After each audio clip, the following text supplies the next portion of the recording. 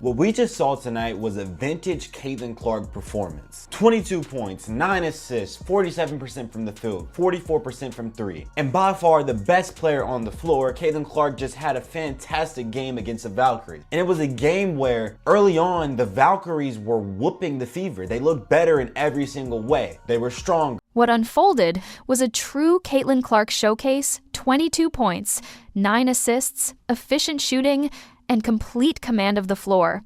In a tense, emotional battle against the Valkyries, she looked like the one player capable of bending the game to her will. Chippy moment with Salaun at halftime that led to the double text. I was just trying. Oh, did I get a technical? Oh, no way. Oh, it just makes sense for the refs tonight, so I'm not surprised. Wow, I could have got ejected. I should have been a little safer in the second half. Okay, well, guess I have some fines coming my way. And a flagrant. Wow.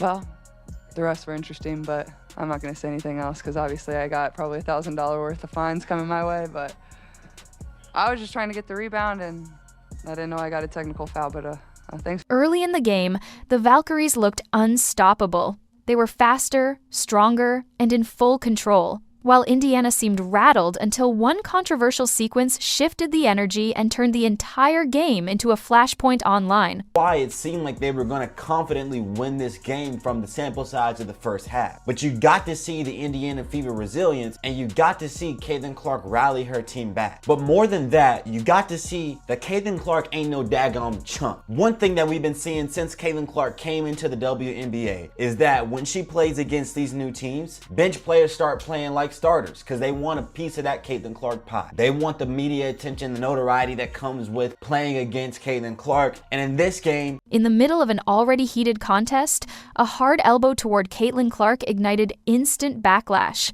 Replays spread everywhere, fans erupted, and the muted reaction from the officials only added fuel to the outrage. President, where's Caitlin Clark? Have no fear, Caitlin Clark is here, y'all. Come on, man. MVP mode unlocked tonight. Hey, Tiffany Hayes, thank you. Salaun, thank you for unlocking the beast in CC. Come on, man. Hey, this play right here. Main thing I want to look at right here. Main thing, and then another one. That was a beautiful pass, by the way. Beautiful pass to Lexi in the corner. Clark looked shaken in the moment, but she never lost her composure. Afterward, she laughed off the technical and hinted at possible fines, though the frustration underneath was obvious. She knew just how close the night had come to boiling over completely. It was a lot of fun.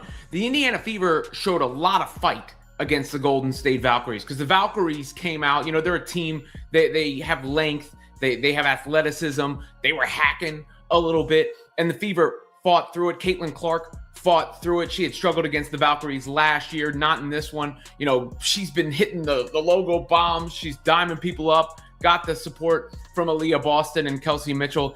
As always, Sophie Cunningham was good off the bench. Raven Johnson made a nice impression in her minutes, and it was nice to see the Fever fight. This is exactly the kind of spotlight the league wanted, and now it has it. Every Caitlin Clark game feels bigger than basketball, where every hard foul, every stare, and every reaction turns instantly into must-watch drama. Defeat the Valkyries for the first time after last season getting swept by them in a game that I really wanted the Indiana Fever to win. Caitlin Clark was back in the lineup, and this thing at one point turned into the Caitlin Clark versus Tiffany Hayes duel. And man, it was competitive. They were talking junk to each other. They were firing up. It was physical. They were letting each other have it. And at the end of the day, Caitlin got the better of the situation, finished the game with 22 points, 9 boards, looking every bit like the MVP. One thing is becoming impossible to ignore. Caitlin Clark doesn't back down. Teams raise their intensity against her, role players suddenly play above themselves, and everyone seems determined to grab a piece of the attention that follows her everywhere. Man, let's get it. I'm in your face. What you had to say? What you had to say? What you had to say? What did you have to say, man? Oh, man. Hey, hold on. This not it, though. This not it, though. Yeah, me and you, Tiffany. Me and you. I want all that smoke. Hey, give it to Caitlin, she like, get out my effing face. Caitlin like, yeah. Tiffany Hayes brought pressure, swagger, and non-stop edge to the matchup. She made Clark work for everything, talked through the action, and kept the tension high, but in the end, Clark answered the challenge by taking control of the game herself. More of that feistiness I was talking about. This was right before the half. Caitlin's second technical of the season. A little bit of a shoving match. Good pass to Lexi Hull. Hull had hit one from there right before that. Janielle Salaun and Caitlin. And look at Myisha Hines-Allen, by the way. Come running in. So you know you got Myisha Hines-Allen. We know how famous Sophie got for standing up for Caitlin last year. Hines-Allen not hesitant to run in and get herself involved in the action as well. And then, Caitlin even got a flagrant in this one. I don't think this should have been a flagrant. Definitely was a foul because she leans with this into the screen with her shoulder. I guess I could see it. Once Clark found her rhythm, everything changed. The deep shots started falling, the passing became surgical, and Indiana's offense suddenly revolved around her confidence as she transformed frustration into complete control. From a 7-point deficit about midway through the game, they were down by 7 at the half, and just, eventually just walked the Valkyries down. And Valkyrie were getting miracle minutes from Tiffany Hayes, who every time she sees Caitlin Clark, she just transforms into a human fireball for whatever reason. And Caitlin Chen, who averages 5 points a game and is kind of looked at like a joke, scores 18 points. As the game wore on, the tension kept climbing. Hard screens, constant contact, missed calls, and relentless chirping pushed the officials to the edge. And by halftime, the emotion on the floor was close to exploding. You out here cooking people, huh? You got your little cross and your little back step 3 and you started popping off, huh? Let me give you some of that action. Look at that. Caitlin, yeah, I'm in your face, yeah. Hey, I love every bit of it, dog. I love every bit of it. Come on, man. They did nothing but piss Caitlin off, and Caitlin said, yeah, let me show you what time it is. You think this is first year Caitlin. Oh, wait a minute. You think this is second year Caitlin. Nah. See, this is what y'all have to understand, man. You give player 3 years, okay? You give them 3 years. Throughout that third year, after the elbow incident, the reaction split in every direction. Some saw it as a cheap shot at Clark, others called it ordinary physical play, and online the moment turned into a storm of replay clips, debate, and conspiracy-filled arguments. Get pumped either, and give it the other way.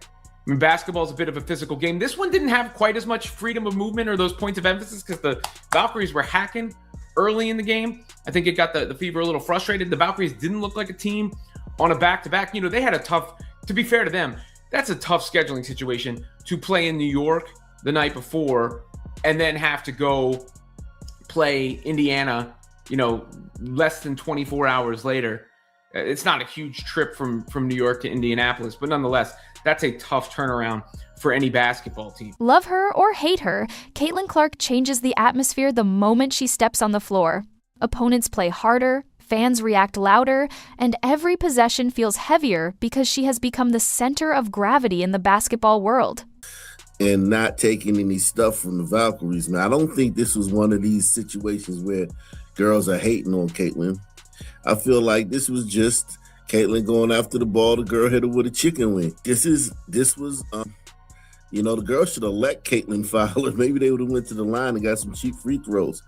I do not think this has anything to do with girls hating on Caitlin. I did not get any of that. Clark finished with 22 points and 9 assists, but the numbers only told part of the story. The real headline was the emotion, the conflict, and the unmistakable sense that the WNBA is entering a new era, one where every Caitlin Clark game feels like live theater.